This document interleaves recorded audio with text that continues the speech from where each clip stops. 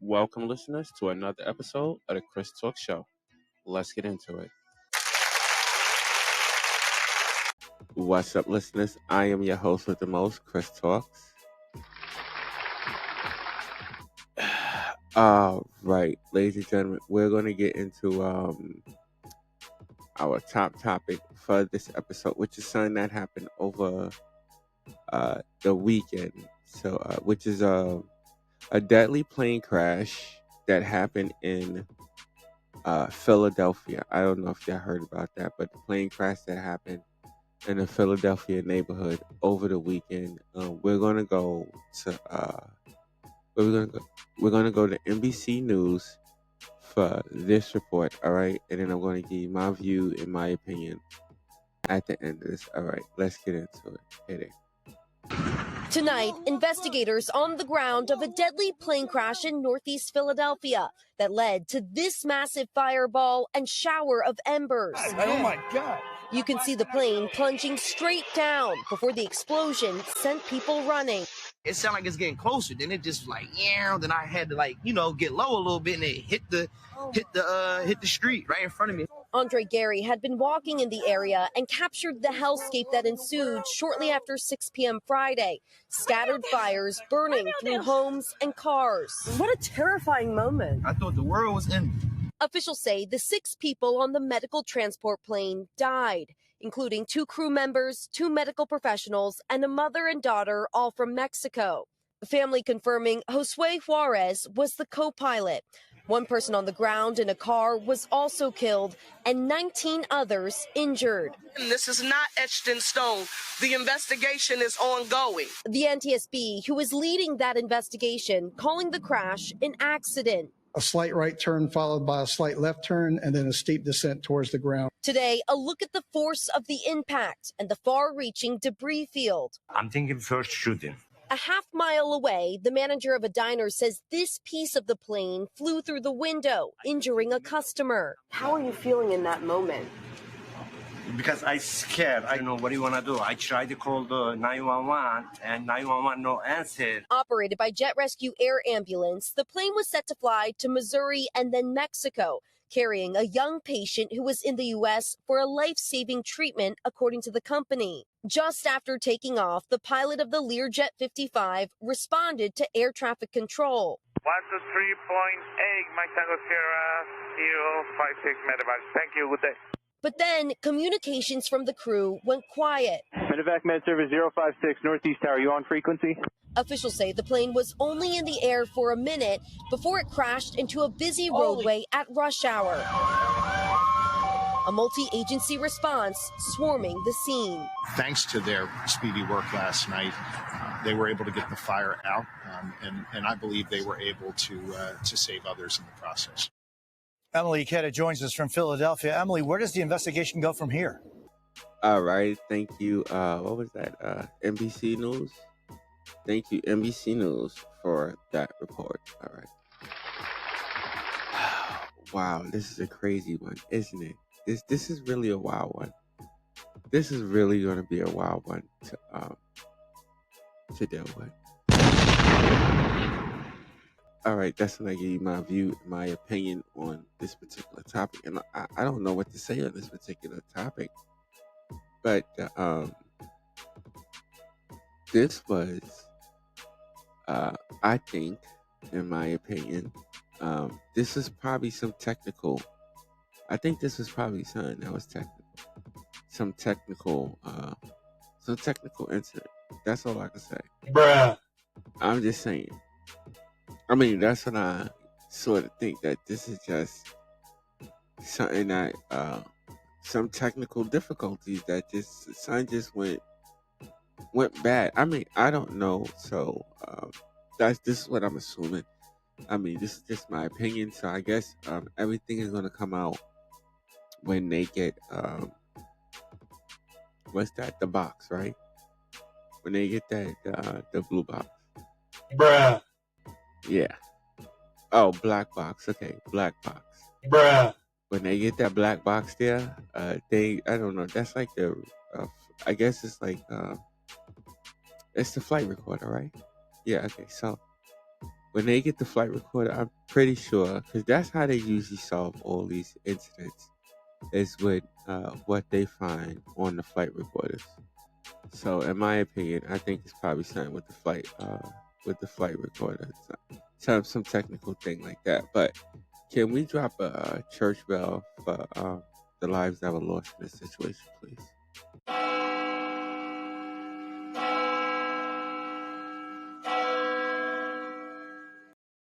All right, thank you. To all of the people out there, we send our condolences to all the families that this situation has affected. We send our condolences to all of you out there. What else do we have? What else do we have? Can you bring that other part up? Thank you. Okay, listen, I want to bring this part up because I had mentioned this earlier.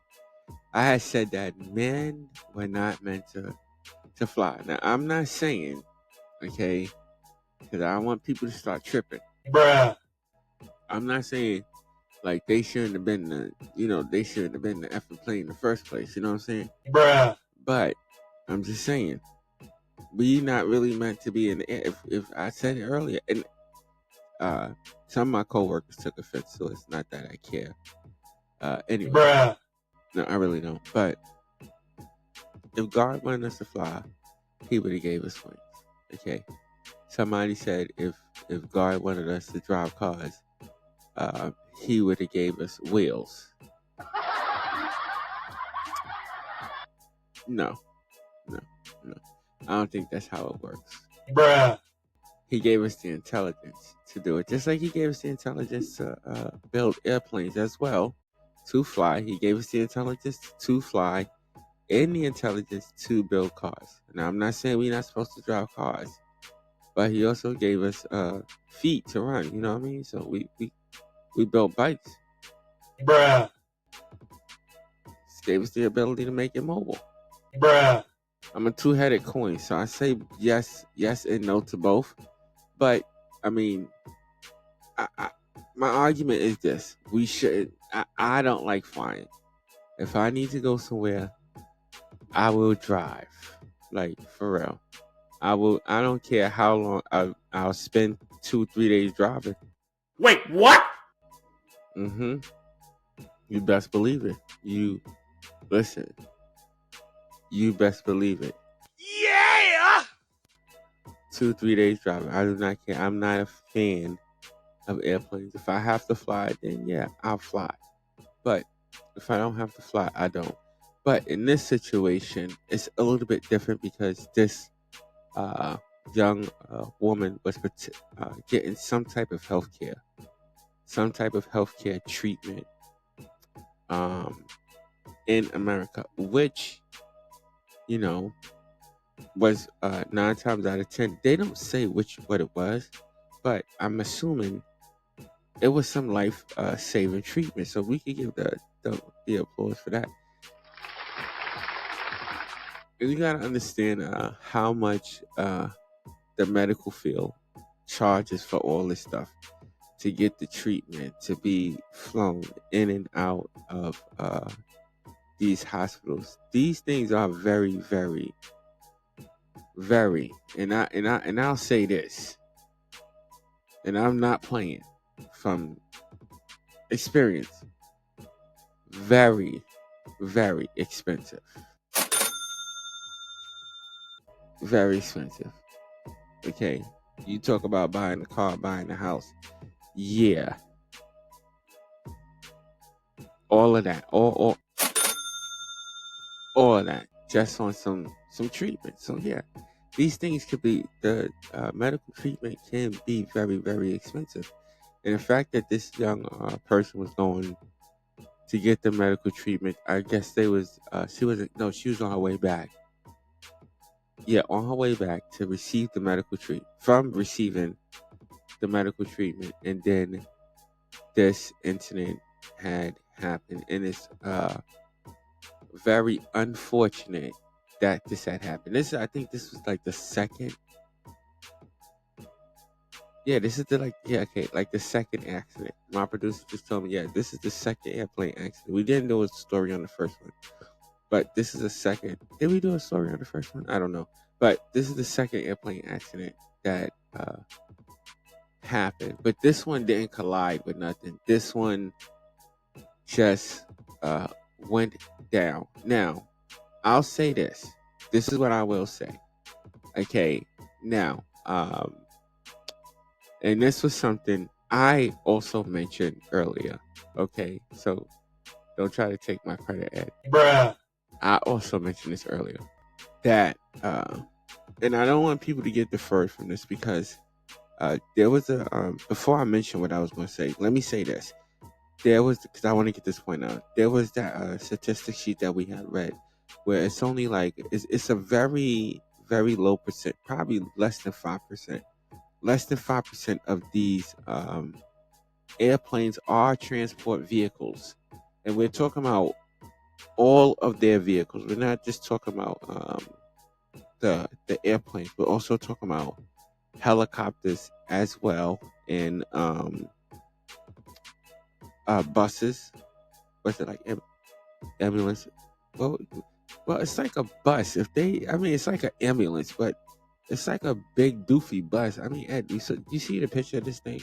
It's like a big doofy bus. So, Bruh. it's like a truck bus. It's like a fire truck bus. Bruh. I don't know if I just invented something. I don't know, but you know what I mean. It's like that. You know what I'm saying? All their vehicles. Okay. It's less than 5% of them that really get in. Okay, let me say it wrong. The flying vehicles. Okay, so flying transport, not all. All is about what 8 or 9%. Okay, less than 10% of all their vehicles get in any type of accident. It's only about 2% of that has to do with the planes. Now, I will say this, and this is the point. We got that out. This is the point I want to make. This is what I think we should start doing. Okay, and I'm dead serious. You see the parachute, and this was not one of those big planes. Because I'm looking at the size of the plane. This was not one of those really, really huge, like, what do they call those? It wasn't one of those big, like, big transport plane. Like when you go to the airport, you going from here to like Florida, and it's like first and fat. Yeah, it wasn't one of those big doofy planes. You know what I mean? Bruh. No, it wasn't one of those. But it was like a smaller jet plane. Now, this is what I think. When there was a few months ago, I had saw one of these. What do they call those? The reels on YouTube. Okay, and in this reel, okay, in one of these little scroll things, okay, in this they had one of these planes. I'm not sure if it was a test plane or if it was an actual incident that happened, but I think it was an actual incident. I'm not sure, but I think it was like a test or whatever. But either way, they had it to it. The plane had a parachute on the back of on the back of the airplane. Wait, what? Yes, there was a parachute on the back of the airplane, and when this person hit that button, they had, that the plane, a parachute, I guess, automatically extended, did whatever it did until it hit the floor. But the plane had hit the floor, like kind of, it didn't explode or nothing, but it, Bruh. it had hit the floor. You know what I mean? So to me, I don't know. I forget the name of it. If you could find it real quick, Ed. I don't know. It should be in the history of the show. But to my listeners, you can look it up on YouTube. You know what I'm saying? Yeah, I guess you would say. I don't know how you would look it up. I just was flashing through and saw it. This was a while ago, but I think that that would probably be a good idea for all small planes to have this parachute equipped to it, so that in the situation when the plane lands, it does not land in this be the result of the landing, because uh, this is unbelievable. And the thing is, the footage that they showed, we're not going to show the footage, but the footage that they had showed of the plane, to me, you can't really, you can see it a little bit, but not that much. But you can absolutely 100% hear it.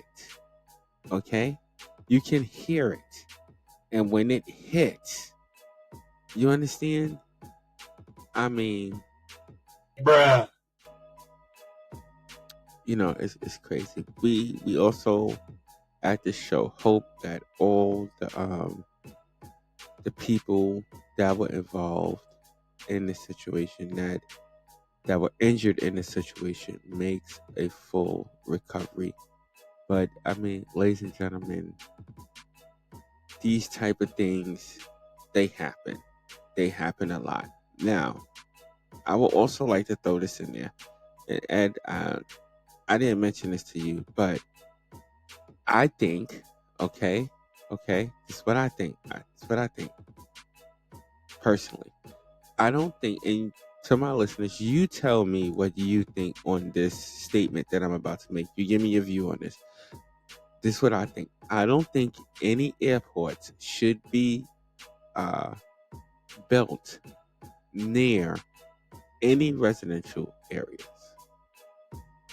at all. Wait, what? No, I'm dead serious. I think this is just my personal opinion.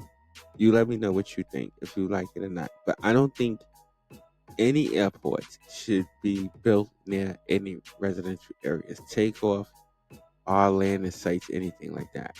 Wait, what? I don't. And the reason why I don't think that is because of situations like this. I think there should be at least a football field or so. Okay. Well, probably two. Probably a football field or two Bruh. around the entire airport. Okay. Bruh. No, I'm just saying, for real. Around the entire every airport. If it's going to be in a residential area, it should be like that. There should be no homes near an airport.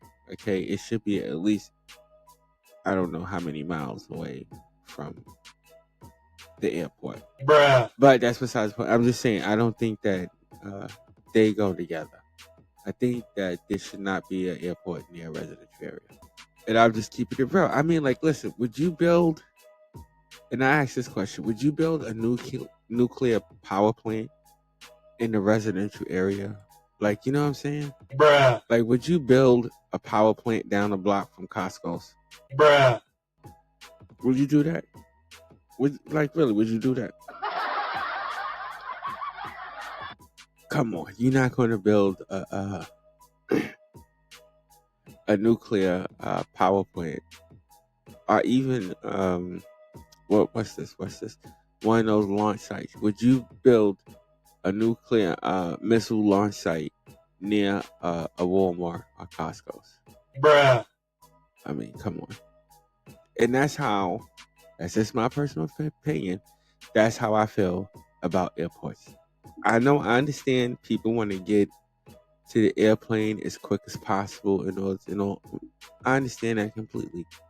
But it's just my opinion that they should not be built near residential areas. We're going to probably continue on this story as it progresses. But that's just my view and my opinion on that. We need to have safer regulations. I don't know how many times they check that plane, but I think all airplanes, before they